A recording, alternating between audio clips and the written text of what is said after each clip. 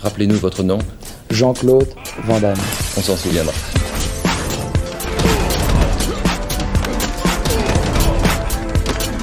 Van Damme Express.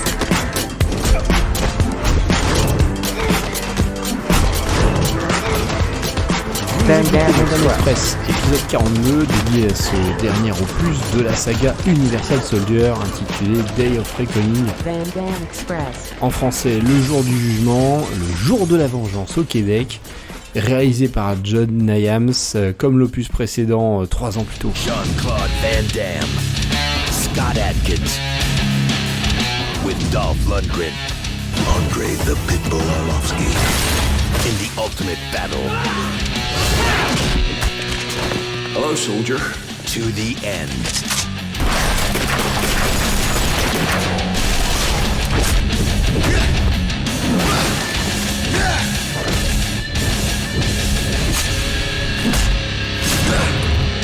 Universal Soldier, Day of Reckoning. There is no end. Souvenez-vous de l'épisode 34 et la très bonne surprise Universal Soldier Regeneration qui plaçait le film de John Hyams dans le top 12 de la filmo de Jean-Claude Van Damme. Avec son petit budget et cette licence descendue dans les limbes, qui l'eût cru ? Pour rempiler, John Hyams donne une condition, faire quelque chose de différent, introduire un nouveau héros. Il sera écouté et pour notre plus grande joie, c'est Scott Adkins qui décroche le rôle principal de ce nouveau volet. Scott Adkins est un peu acclamé sur ce podcast. Il bonifie tout ce qui se touche. Dès qu'on le voit dans un des films de Van Damme, ça donne un petit plus à chaque fois. C'est un artiste martial hors pair. Il fait le bonheur du dernier John Wick aux côtés de Donnie Yen. Après plusieurs films où il jouait les seconds rôles auprès de Jean-Claude Van Damme, les rôles s'inversent ici. Vous avez entendu le pré-générique ? Adkins, Van Damme, Lundgren, John Hyams, mais aussi Andrei Arlovsky, de retour après sa grosse prestation dans le précédent film. Le casting fait envie, mais dans cette saga boiteuse, pour faire quoi ? Pour raconter quelle histoire ? Pour mettre quoi en image ? Chacun d'entre nous ici, bien que supérieur à nos créateurs, n'a connu que l'esclavage. Ils ne nous ont rien donné, et nous ont tout pris, ne laissant que le vide à l'intérieur de nos âmes. Cette malédiction qui nous lie les uns aux autres, mes frères. Mais ensuite, il est apparu, et il a fait de cette malédiction une bénédiction. C'est lui qui nous inspire et nous conduit vers notre liberté. Et nous sommes ses yeux, ses oreilles, et bientôt nous serons 10 fois, 20 fois, 100 fois plus nombreux. Nous sommes les pionniers qui donneront naissance à la première génération douée de libre arbitre. Pour nous venger de ceux qui ont eu l'arrogance de nous croire esclaves à jamais. Chaque jour qui passe voit nos forces s'accroître. Nous consolidons notre emprise sur le monde qui nous entoure. Clandestins, nous vivons parmi eux comme des ombres. La patience est notre arme. Nous attendons le moment où nos oppresseurs seront forcés de se coucher devant nous et de payer pour leurs péchés. Ce sera le jour de la vengeance.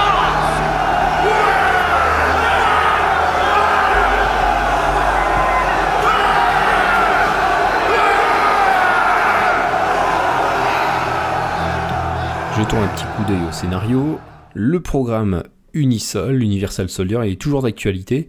Avec un gouvernement allant encore plus loin, ils utilisent de tels soldats comme agents dormant sur leur territoire, ils manipulent leurs souvenirs et ils les pilotent à distance grâce à une super puce pour les transformer en tueurs quand ils en ont besoin, en appuyant simplement sur un bouton donnant un ordre. Donc en face de ce gouvernement, de cette organisation, on a Luc Devreau, Jean-Claude Van Damme, et Andrew Scott, donc qui sont de retour, ou leurs clones, toujours en vie, on sait trop comment, et ils mènent une rébellion contre ce programme gouvernemental. Ils cherchent à bâtir un nouvel ordre qu'ils vont baptiser l'Unisol Church of Eventualism. Devreau, c'est même le gourou de cette secte, c'est carrément une secte, épaulé par Andrew Scott, et sa mission à Devreau, c'est de libérer ces Unisols de leur mémoire artificielle implantée, et de tous les mensonges que le gouvernement avait insérés en eux. Mais le gouvernement ne reste pas les bras croisés devant cette petite armée qui commence à se constituer dans un coin des États-Unis et envoie ses Universal Soldiers faire le ménage. Bon, ça fonctionne pas avec le premier qu'ils envoient, le Next Generation Universal Soldier Arlovski, qu'on a vu dans le film précédent. Le NGU, il rejoint la secte et que le gouvernement tente un plan bien plus vicieux, implanter un souvenir horrible à un nouvel Universal Soldier qui se prénomme John, qui est incarné par Scott Adkins, qui va tout faire pour chercher le commanditaire supposé, Luke Devro, et l'éliminer. À partir de là, les Universal Soldiers renégats ils vont chercher à libérer et à enrôler John, mais lui va poursuivre sa vengeance et découvrir la réalité. Est-ce qu'il va l'accepter ? Est-ce que tout cela peut bien finir ? Pour une fois, je vous raconte pas tout le film par le menu, puisque vous comprendrez vite qu'il mérite le coup d'œil. John, je suis le docteur Timothy Brady. Je vous soigne depuis votre entrée à l'hôpital. Et ce n'est qu'aujourd'hui que nous faisons réellement connaissance, vous et moi. Vous venez de passer 9 mois dans le coma. Et voici l'agent Gorman du FBI, qui doit s'entretenir avec vous. Étant donné que vous êtes le seul témoin oculaire du crime, il est important que nous vous entendions tant que c'est frais dans votre mémoire. Vous rappelez-vous l'incident ? Dans les détails ? Catherine. Votre femme et votre fille n'ont pas survécu à l'agression. J'en suis navré. Vous souvenez-vous des moments qui ont précédé l'incident ? Il se peut que vous souffriez d'amnésie partielle. Mais avec un bon traitement, vous allez très certainement recouvrer toute votre mémoire à moyen terme. Avez-vous déjà vu cet homme ? Est-ce l'homme qui a tué votre fille et votre épouse ? Ouais. Il s'appelle Luke Devro. La scène de crime était recouverte de ses empreintes. Qui est-ce ? Par le passé, un militaire plusieurs fois décoré, mais aujourd'hui, c'est surtout un dangereux déserteur. Pourquoi il s'en est pris à ma famille ? Avez-vous une idée vous-même ? Donc ce 4e Universal Soldier reprend les bases stylistiques de Regeneration en 2009, et il positionne de nouveau la saga sur le sol américain, comme le premier film. IM s'annonce vouloir faire une version ultra violente, sans bullshit, du premier épisode.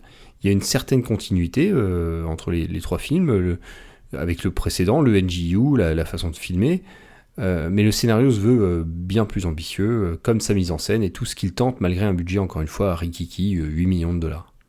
Autant mettre les pieds dans le plat, ce petit budget, il se voit pas du tout à l'écran. Et si ce film ne réussit pas tout bien, il veut en tout cas très bien faire, et il porte avec fierté la cape du cinéma de série B. Il expérimente, il y va à fond, il est radical, il est intense. C'est ce qu'on demande à ce genre de cinéma.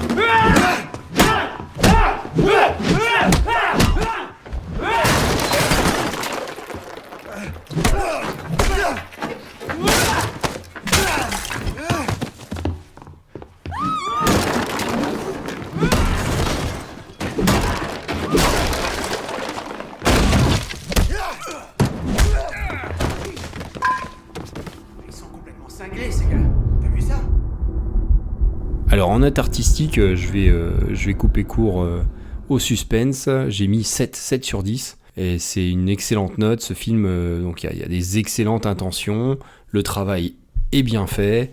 Dès la scène d'intro, on voit la note d'intention, ça sera ultra violent. On est aux portes du film d'horreur, c'est bien dérangeant.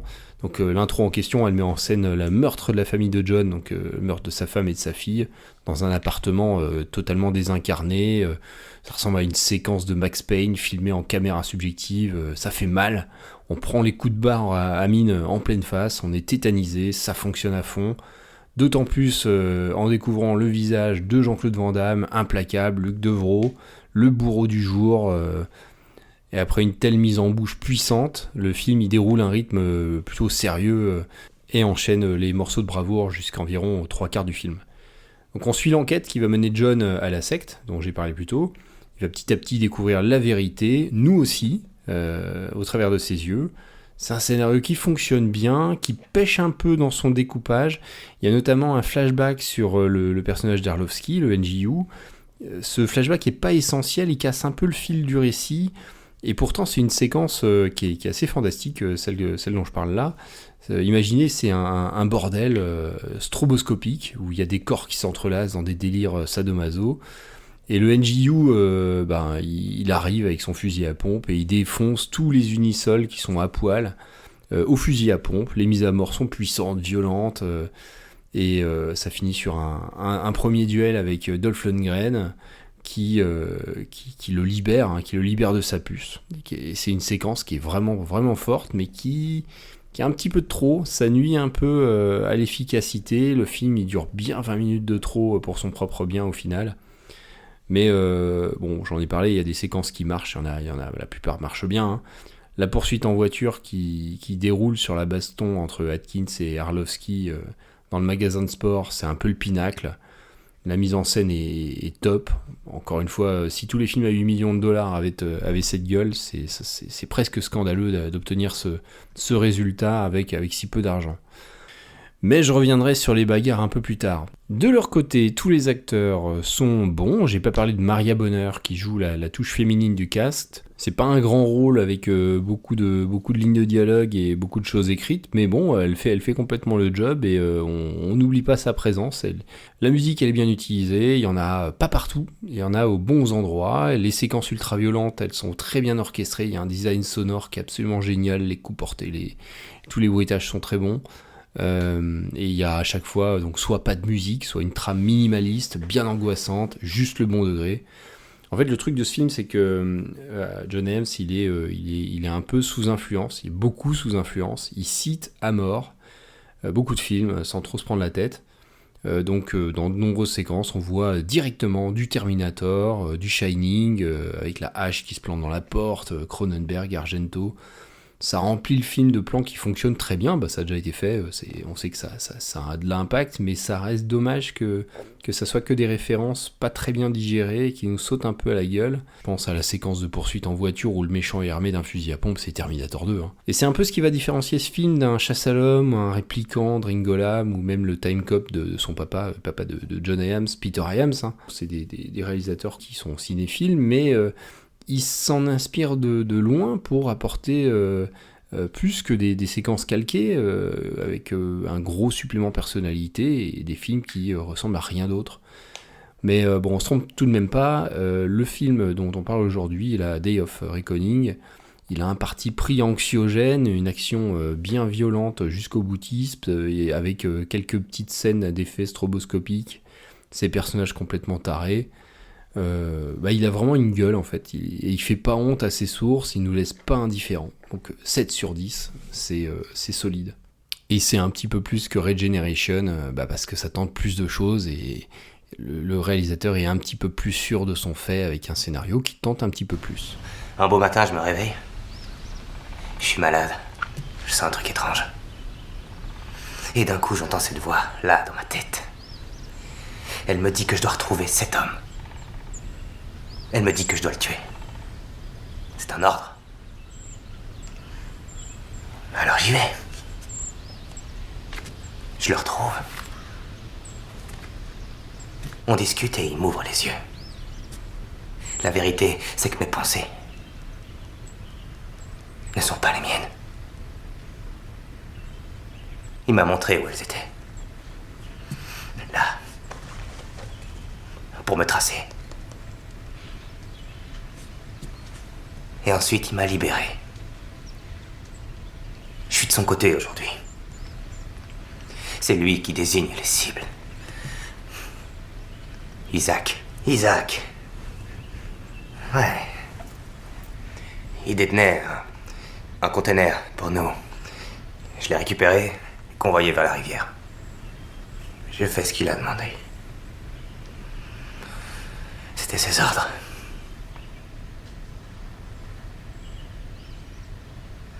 Et je t'ai rencontré.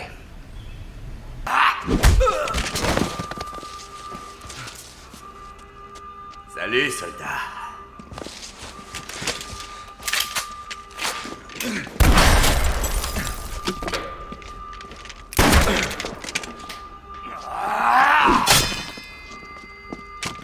La bagarre, vous l'attendez, c'est 8, c'est comme Regeneration. C'est dans le top des films au niveau des films de Jean-Claude Van Damme au niveau bagarre, égalité Kickboxer, Bloodsport. Ça dépasse pas les 8 juste parce que Day of Reckoning ça atteint jamais un statut un peu iconique. Je pense à Kickboxer, même les bagarres sont un peu moins bien, mais mais elles ont plus de personnalité, avec Scott Adkins en tête d'affiche, qui est très bien utilisé, le plaisir est grand. Le film est en plus filmé en 3D. Alors moi je l'ai vu en 2D, mais chaque coup semble être réellement porté. Je pense qu'ils ont dû vraiment raccourcir les distances pour que la profondeur fonctionne même en 3D. Les décors, ils s'en souviennent. Je vous parlais de la bagarre dans le magasin de sport. Il finit complètement défoncé. Donc Andrei Arlovski, qui est une star du MMA, j'en ai déjà parlé dans le précédent film, en principe, c'est le principal adversaire. Il retient aucun coup. Il semble réellement vouloir tuer Atkins. Il est complètement fou. Et de toute façon, le réalisateur, on voit que c'est un grand fan de films d'action. Il dit en interview, chaque combat doit raconter quelque chose, révéler les personnages. C'est exactement ce qui arrive. La caméra suit les protagonistes. Il n'y a pas ou très peu de cuts. La caméra fait partie de l'action. Elle raconte les décors, elle raconte les lieux. Tout est limpide. Il y a un montage minimum.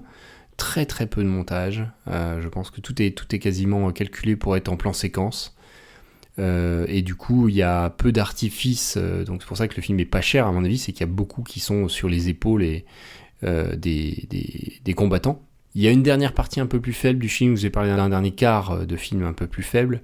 Le film part dans une sorte de trip guérilla, Vietnam, un peu à la Apocalypse Now, je vous parlais de citations.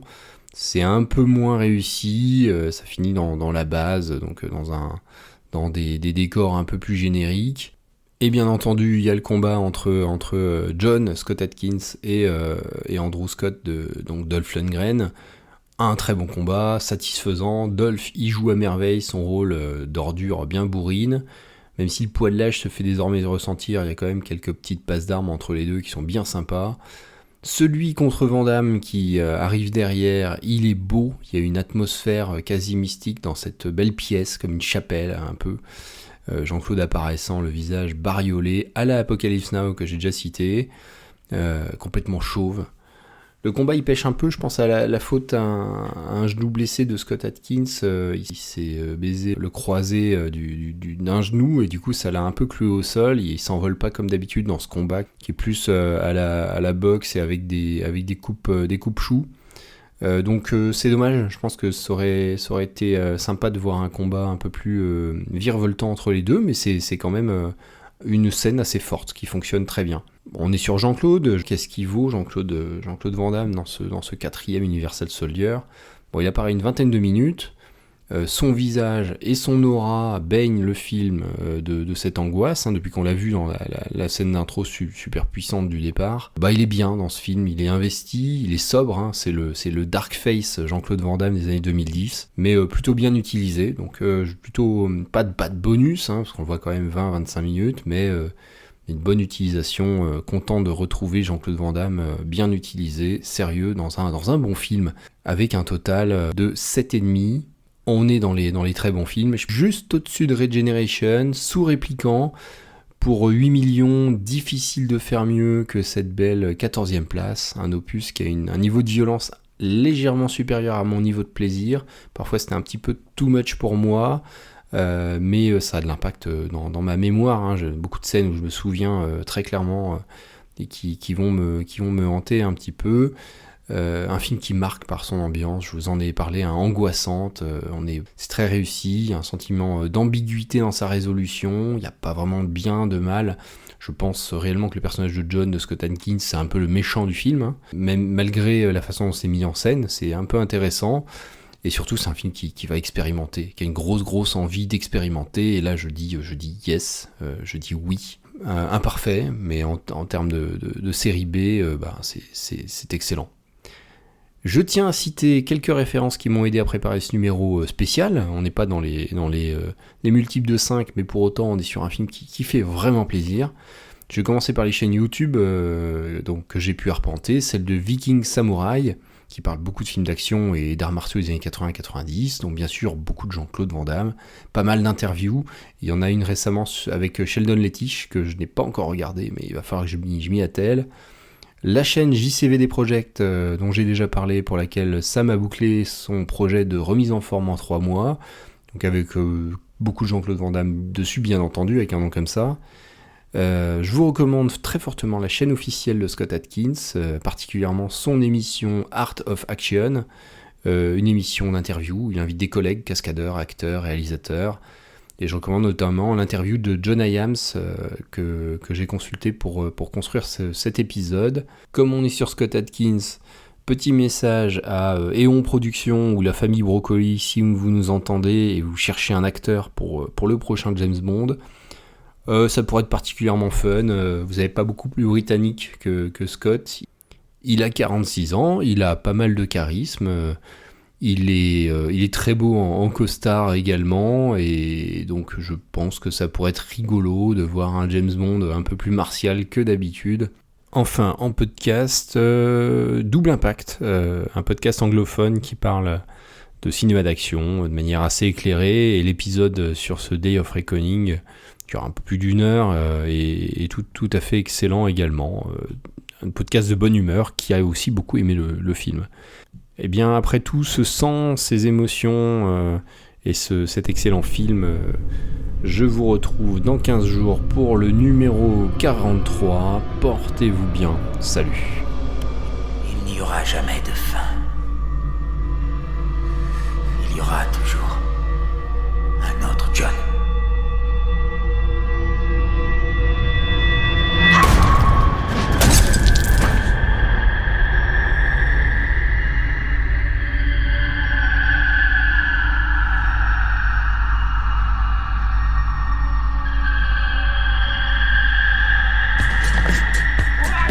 Van Damme Express.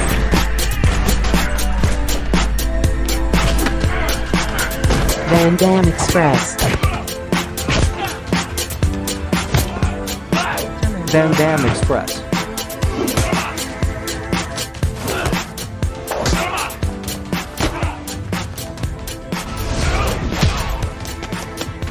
La route. Là où on va, on n'a pas besoin de route.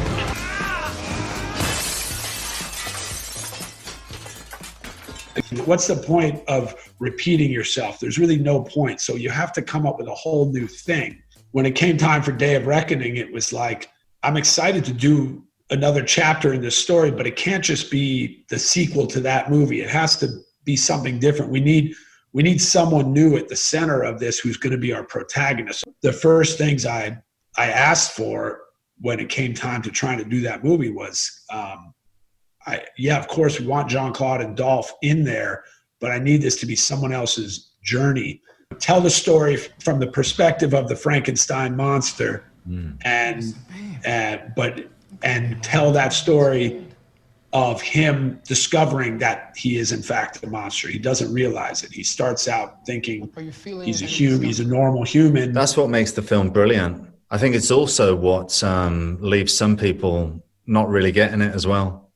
Because, you know, you're following the movie, my character, he's the hero. And then by the time you get to the end of the film, spoiler alert, if you haven't seen it, you know, within the last 10 years, it's too late. But, you know, by the time we get to the end, we realize that I'm the bad guy, right?